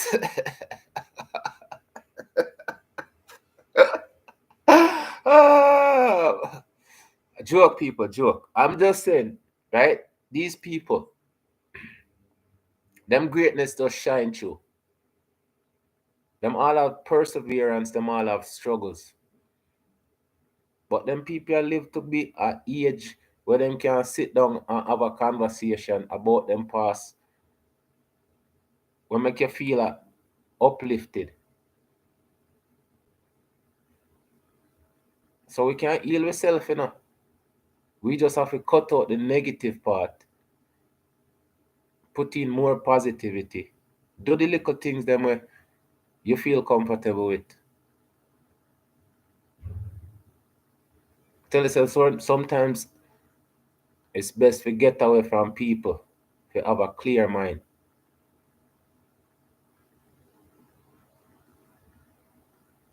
But you still have to get away. Because if you stay, you're gonna have a clouded mind. And that not gonna help your situation. As we proceed with the smart people them. So say it, walk in it, and know it that you can. In fact, once you speak it into existence, Tahuti, now you can create it. Your wellness, body, mind, spiritually, economically, and in all your relations. Please break down why anger and resentment is so destructive to the mind, body, and spirit. The body works. Okay, people, and that are the thing, when you get upset, first thing with anger, I tell you say the H word, right, should be should be blasphemy because every time we say it, every time we say we hate somebody, we have to hate yourself first. And that's creating something within yourself. I was told bitterness. I don't have bitterness. I might have upsetness, but bitterness is me being upset about something and I'll never ever forgive or forget it. I mean, I'll never forget it, but obviously I'll get over it. So that's bitterness. Anger is when you're upset in a way you say you keep the anger. I'm talk about that already when it take away your energy, give you stress, all of them things there. And the thing about it is all of them things here, it's created by the individual. This is not something where somebody create and give you. Somebody might say something and then you create these stuff. As we proceed, people. The body works as a unit. We try to separate. Okay, if someone goes and becomes fitness, they become fitness focused, but emotionally they don't know how to communicate with people. They stay isolated, but they go to the gym, but they don't communicate with anyone in the gym. They just get on the treadmill, they pump the iron, do the workout, but there's no social, there's no heart, it's body. Then someone else will just use their mind for everything. They don't feel anything. They're just thinking everything. Then they don't have it. The love is not there. So people are not joined if there's no love. So that's body, that's mind, spirit. One may be very adept in prayers and meditation, affirmations and journaling, stillness, but their bodies are weak and broken. They're in pain, but they're very much into their prayers. The goal is that you bring it all together as one mighty force. You bring together the body and you do the work to heal the body, the workout, the yoga, the walking, the biking, the mountain climbing, the martial arts. Find your movement that moves well for you. The mind. Study, read, converse with others, challenge yourself to grow your mind, your thinking, expand. There's always a way out. This is the era of the creatives. The creators say that there's a way out, a way through, a way around, a way in. There's no limitation when you're strong creative because you tapped into that spirit of the Most High. And that's me right here. And this me I do with my YouTube channel, highlighting these great people, right? So again, them things here, something different from what's happening, but this is what your creativity always a come out. Oh yeah, by the way, don't forget to buy 2 buckler sauce. People, don't forget to support the business. I have my PayPal is up and everything. Send on the money on the address and I send on the sauce.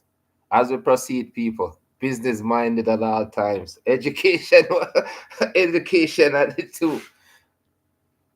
So there's the mind, that's the heart, self love. So the physical, you're taking care of with the workout. The mind, you're growing, expanding your mind. And then your heart, self love. self-care. And don't wait for anyone else to love you and to be kind to you. If they're not kind to you, not loving you, it's because you haven't been nice and kind to yourself. Because people only give you who you are or who you allow. You know, that you allow certain things to happen, so it keeps happening until you said, I'm gonna love myself enough to stand up for myself and to speak out. This does not serve me. This is not right for me, and I'm gonna end this cycle. So that all of that together can help you become a whole being. And your wholeness can now spread. Just like disease spreads, wellness also spreads into whole beings. I would like you to speak about the importance of people forgiving their parents. And also, I heard you speak about the need for mothers and fathers to be humble. Mhm. So let's talk about the importance of people forgiving. This seems like to be the trend right now. People want to be angry at their parents and blame their parents for everything. Please, And that trust me, said that trust me. This is new. Trust me, because me never hear say a parents could be mad at their a kid could be mad at their parents and then tell them parents that they're mad at them. And if you tell about it. Ah, oh, but just I say it's just changed because parents used to be the ones who are educate the kids. Them you can't be mad because you get education. Some things it's not gonna be good for you, but it's overall. How much times you hear kids say, my parents was strict and I was happy because my parents was strict because this is how I turn out. If you turn out successful, if you're not in jail, if you not end up box up, right? That is something you must be thankful for right off of the bat. Tell some I love my mother gone to bed, right?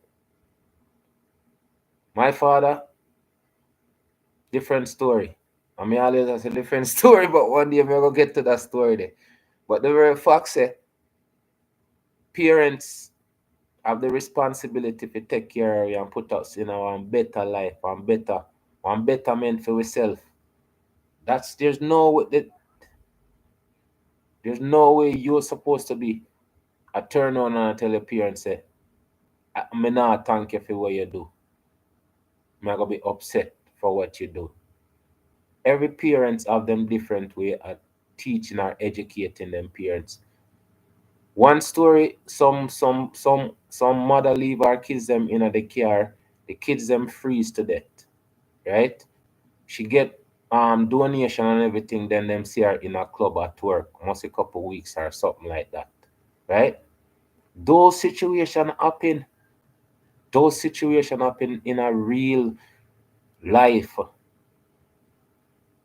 We even supposed to do a story upon that. Just to say, compare what parents is supposed to be and what parents are not supposed to be. Right? As we proceed, people, I'm tell you, say this is one of them topic that where we can go deep into because the kids them nowadays, them don't have any respect at all. Them don't know where respect is. As we proceed. like to be the trend right now. People want to be angry at their parents and blame their parents for everything. Please speak about the importance of forgiving your parents. Well, everything is what goes around comes around. As above, so below. If you want to end the cycle, this generational trauma, then you next look at your parents with new eyes. Who were they at 18, 20, or 24, or 25? They were younger minds, less information than if they were in their 30s, 40s, 50s, or up. So they had some limitations. So they look at them as human beings with limitations, just as you have some limitations yourself. And then that's when the compassion can kick in. Now you have children. If you have done everything you could for your children, if you did not know how to forgive your parents, this will happen. You'll say, I did this for you, I did that for you. Why are you complaining? And they're going to say, yeah, you did this and you did that. You gave me a place to live. You had food. You got me to school. But that event that I need you to come to support me, you never have time. You was working. They say, I was working so I could take care of you. But I needed you to have time for me. What about me? Then they're mad. So the level of your compassion, check yourself at the door. Go back to your parents and say, Woo-wee.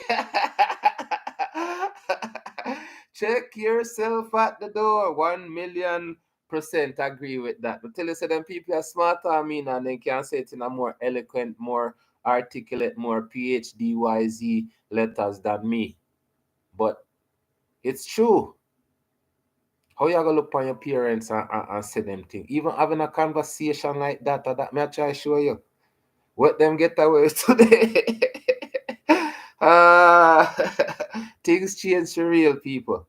Or is it real people change? Yes, real people change. say, thank you. Sometimes they say, thank you for just sending me to my grandmother to raise me because they didn't have the wherewithal emotionally or psychologically. They had to give it to somebody who could do better than they could possibly do. And sometimes that they had to grow up. And when they become older, they may be looking for you. They have been looking for you. Because so many of our young people that come to me have been adopted. And I said, wow, that's something else. So the parents really couldn't even get to the first level. It was they were that broken. And so for those young people who had someone who adopted them, that means they were chosen. And someone wanted to take it. Because most people conceived just because they had sex, not because they were planning. Yeah.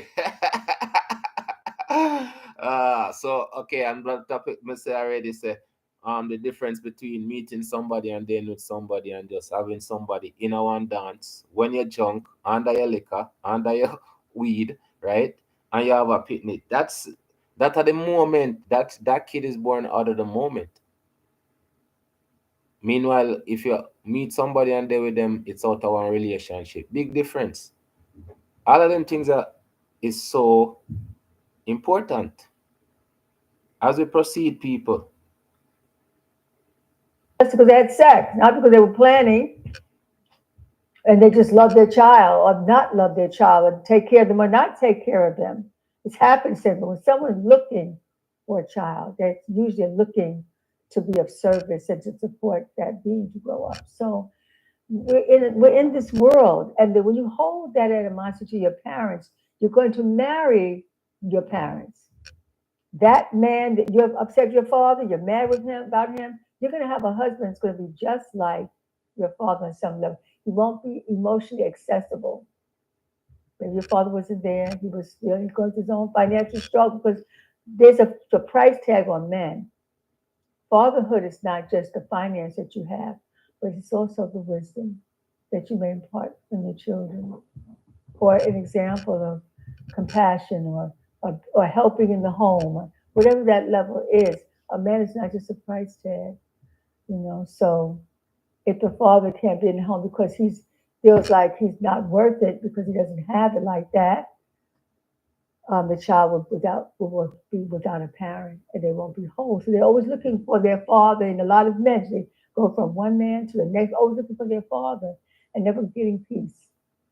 Or the woman may be angry at her mother, and she's angry at her mother, so she attracts friends that are the same as her mother. It's important that we know that it takes a village, literally, to raise a human being, not just a child. The mother, out of 100% of giving to a soul to grow, the mother may have 40% that she's supposed to give. And the father has maybe his 35% that he's supposed to give. And then your best friend. I'm probably the only. And that's the truth. That's exactly how it works. Yo, a woman here, she's not a professor for no reason. I'm telling you, people, how the very essence of how we used to be. We did have like value, and we value did genuine article. Now, people, if your foot broke, them a laugh and say a long time your foot for broke. Like, me not understand how long it for broke. 10 years, 20 years. The things them when me tell us come out our mouth sometimes when me listen to people talk. It's like all them people can say them things you and say them are human. Because there's no humanity in it. As we proceed, people. maybe his 35% that he's supposed to give.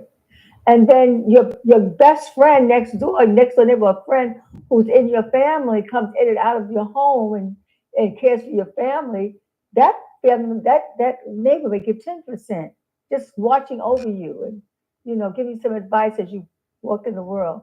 And maybe there's a grandmother that gives you that 20% of strong roots, or that grandfather. It's taking a whole village to participate in raising a being, a soul. So if the mother now doesn't have that other 40, 50, or 60% to help you, then she becomes overloaded and she's not a great parent. She cannot grow you, she cannot parent you in the right way. So the rites of passage to me is a solution, bringing them together, allowing other feminists, when the women, women's why women love Sacred Women, is because it's such a community of women. Sometimes the woman becomes like an auntie in the spirit or a best friend, someone you can confide in. She can grow you, you can grow her. Sometimes it's just coming as a mother because your mother made a transition. I remember a dear friend of mine, she's taking care of my mother. My mother's 99 years old. She's going to make. Whoa! Our mother's still alive, people. Wow. And her name is Wahida. 35 years ago, in that sister to sister circle that I gave, Vanessa was a part of that, my dear friend, she said her mother had just passed, and she said in a class, I want to die because my mother just passed, because my mother was my best friend. And I said to her, I said, Wahida, I'll share my mother with you. And she said, oh. Next thing I know, Wahida's at the house in my mother's old school pajamas, and it's in the bed looking at pictures of family. It was real. It wasn't pretend. It was real. And that's You see? It wasn't pretend like no boy. I'm not telling them people can't pretend nowadays. People them were genuine before. People them will have a heart. Now them people have money mind, money soul, money finger. Everything touch the goal and it become worthless. I love these stories. I love them people because you see, these people have real, authentic liberty. And them accomplishment prove it. As we proceed, people. can be for each other. We can fill in the gap. So there's not being angry at your mother for she was only to do a portion. And sometimes you have to have a best friend steps in as a spiritual uncle. That's the beauty of extended family. We have a community, we have a village of us. And so if we use activate our village, then no one will be angry at the mother, nor angry at the father. You just understand that they fell. They had an issue. They were challenged, just like you may be. Have you working with people, because usually publicly we hear more complaints about the father issue, but we don't hear a lot about the mother issue with women. And I've come to learn that women have a lot of issues with their mothers. Oh, yeah. So when you work with people, um, what is the main issues women have with their mother that causes so much hurt, and how do they heal from it? The mother's talking at them. The mother's not talking with them. The mother is not respecting, maybe the daughter has something to teach. Sometimes your children become your teachers. That's true. This is what I'm saying. I can learn from anyway. That is so true. I will tell you enough times just because who? Just because how people feel about age. You can't be smart. Your view don't mean nothing.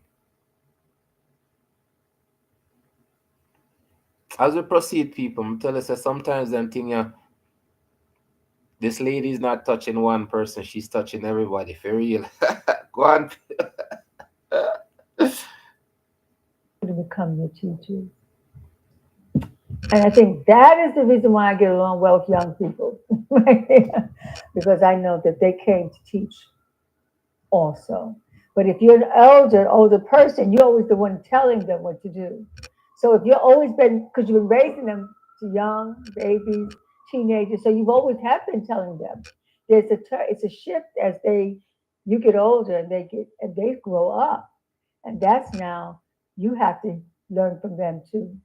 And if you have that mutual respect, if you can grow that mutual respect, then there could be more harmony. I think that's what it is. And then we also keep recycling what happened when our mother was unconscious, when she maybe had a few boyfriends and some of them were not nice to the daughter, or sometimes there's some touching of the daughters. So the daughters are upset on different levels. And then the mother, if she's a single parent, she's out of the house a lot. So they didn't get that nurturing necessary from their mother. But that's how you go into extended family. I have my best friends. They helped to raise my children too. So my children would call my auntie. My best friend, Queen Esther, her daughter says auntie. And hallelujah, Jolene hallelujah say auntie to me. And same thing with my children. It's the same. They call her auntie. And she's not my blood sister. And see, those are relationships that can help us to mend us so we don't have to be angry at a person because we have a community. That's why I always have a community center because the community center allows for that interaction. Yes. One of the key thing me tell you say, oh my goodness, man. I say every community supposed to have a community center.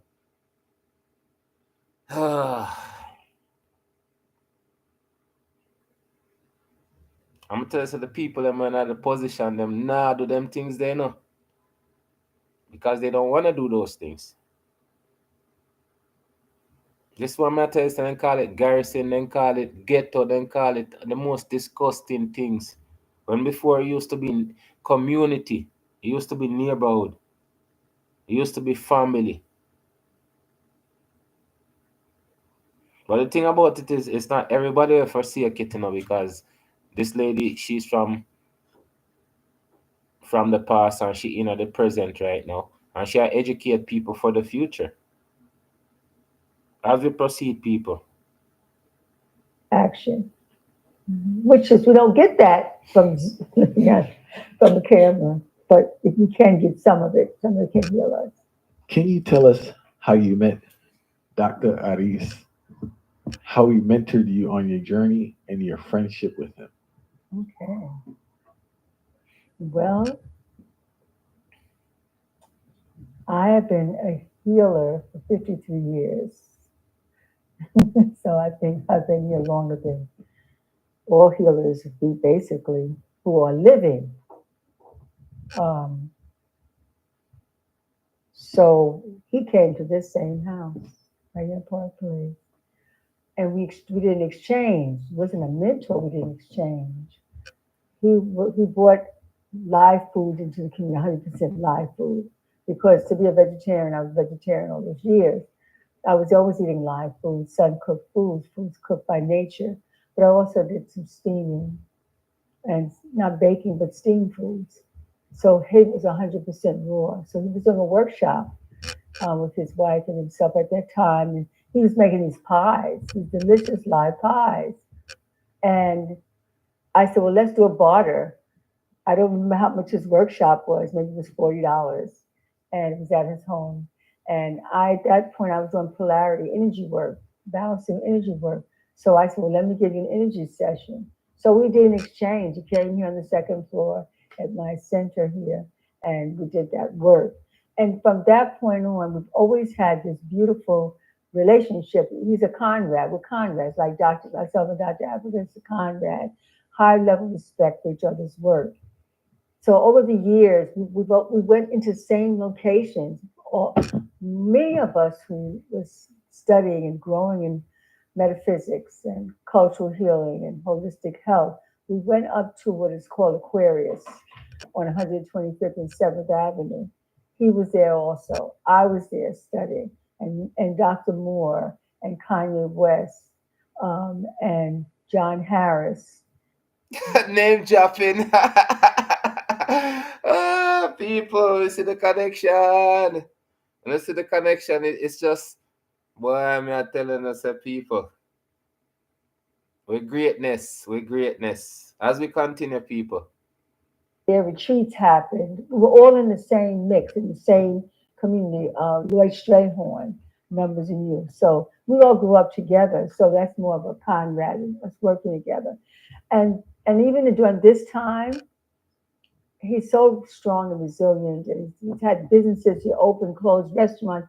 He had a restaurant here in Brooklyn, and I would have my Saturday meetings with the Sacred Rites of Passage.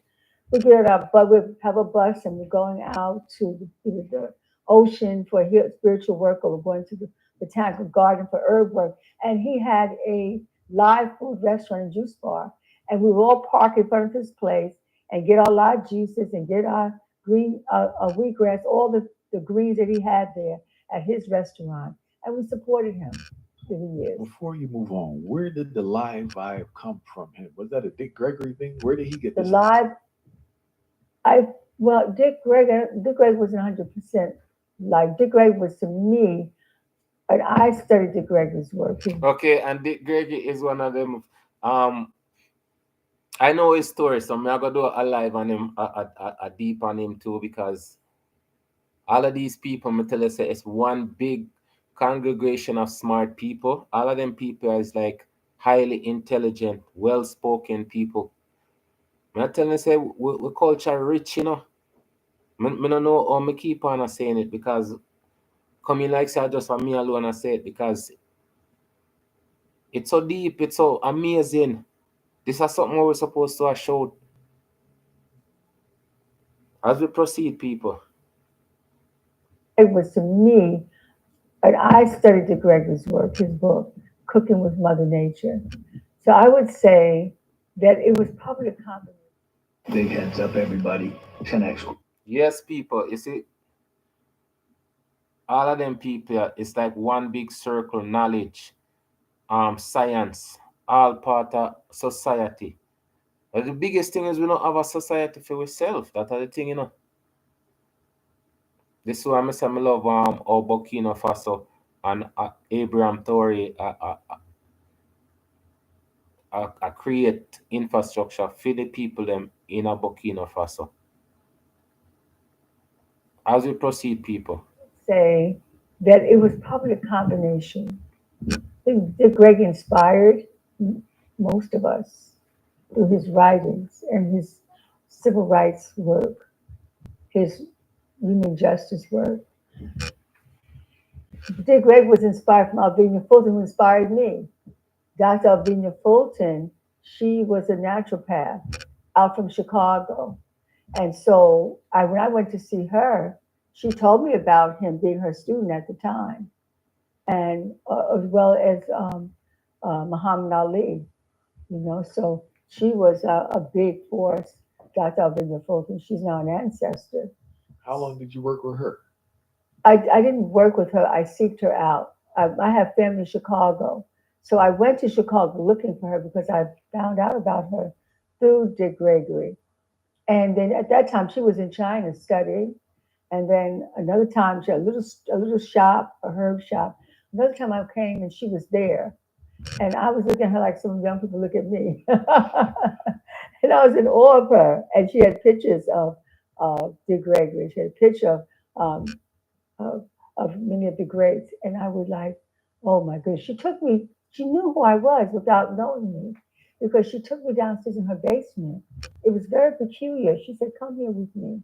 And I went downstairs, and all her team, mature women, they had their white lab jackets on, and they had all these refrigerators throughout the basement of gallons and quarts of tonics, tonics for that, because she would make everything. So you have these big quart size containers you would take home and drink it down. So she made their tea. Diabetes, high blood pressure. One thing she told me, she said, if they come for you, why would she tell me? If they come for you, just tell them you're making soup. Basically, you're feeding the people. Food is medicine. So I just took that on, and so she said, Shay, you're seeing something in me that I cannot see in myself yet. But she had the wisdom, and she was my inspiration as a result. Did she ever speak about who inspired her? She did not speak about who inspired her. But I will say that Imhotep inspired us all. That takes us all the way back to the first healers, the first doctor. Okay, and when we talk about Imhotep already, me have to go do something on Imhotep because that name keeps on coming up, coming up, coming up, right? People, me just I tell you, say this is so amazing. A pure amazing people them I talk about, as we proceed, people. Holistic and allopathic, because he did surgery, but he also worked with herbs to heal us. So, Imhotep. And then who is his mother? Who nursed him? The spirit of Mother Os, the great mother. All right, I want to jump back now to working with Iris or being mentored by Iris. Hmm? Your experience with Iris being your mentor. No, a mentor is one who's your teacher. Oh, all right, all right, all right, all right. He didn't mentor me in that way. We exchanged. All right. So that's why I said the word Conrad. Because when you're Conrad, you have a skill. Dr. Africa was right in this room. And Layla? we exchanged, we talked. I had him come and teach at my center, and he loved my work because I was teaching the women. And so he would observe me and I would say, come in and give him a workshop. And, that's how the relationship was. So, yeah.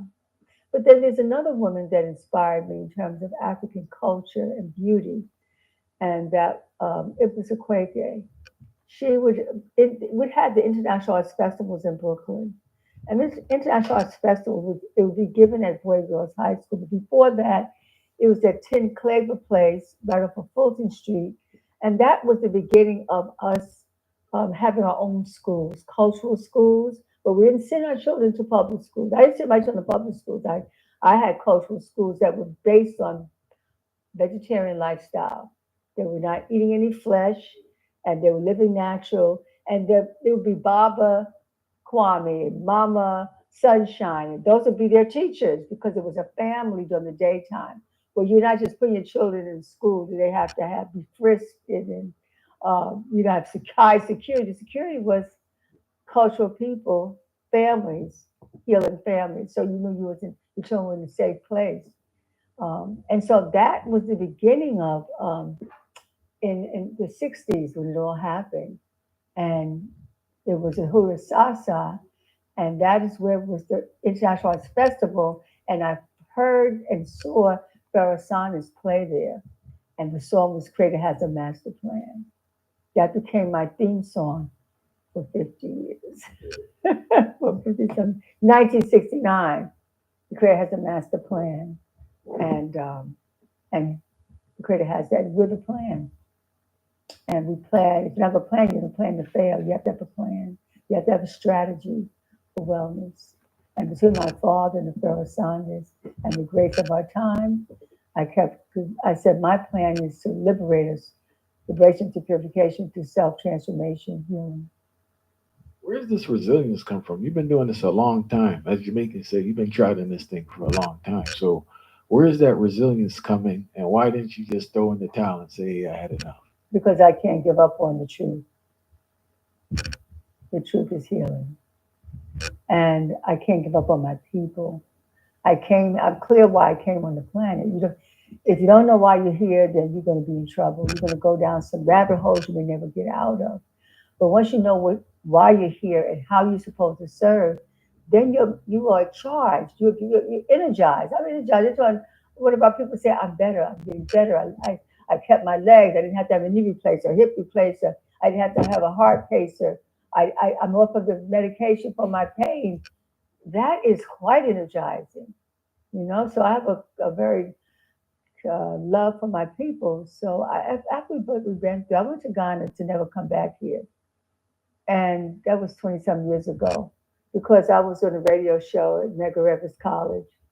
And I said, well, you can get rid of pain. You can use clay, you can use dark greens, you can use your kale, your chard, your turnips, juice that, goes right to the bones, the joints, get out that pain, that inflammation. And I remember a doctor came on and said, you're a quack. And it was not like it was embraced back then. It wasn't embraced. And so I said, I'm in the wrong country. That's how I looked at it. I said, all this comes from the motherland, comes from Africa. So I'm going to go, I'm going to leave now. And it took me a year to get myself together. And I did go to Ghana. And I packed everything. I packed everything I had. And I also had a client who came here. His name was Joe Minsa. And he was looking to get healed. And he loved the clients. He loved the healing bath. He loved the food as medicine. So he was an artist. He's not here. He made a transition. So he wanted to open up a healing village in Ghana, and he wanted me to run it. So that's why I initially came. It did not happen. Other things had to happen. I had to come back here with my village from here. How long did you live out there? I was there for several months, and but I was so I was going to stay for my life and my children. I was going to get everything set up so I could bring my children over, and we've had a different life. But I had to come back. And one thing I had to write the book Sacred Woman, and I wrote it from the women that are here, right? My village of women, village sisters, mothers, daughters. Seeing people. That was very educational. Seeing? As we proceed, people, that was Queen Afua, spiritual healer. She have 7 books. Again, them people, I am just gonna do, this is part 1, right? And we're gonna continue going forward, right? Do a part 2, listen to her speak about spiritual healing, right? As we continue on our history, our story, past, present, and future, people. That's the greatest thing. You understand? Manners, respect, people. The two of them together never separate. Much love. Thank you for the likes. Thank you for no stop by. Big up all the people them in the rewatch. Please, man, 200 200 new subscribers. That's what we're looking at. As we proceed, people, you can continue commenting in the comment section as usual. I'm out.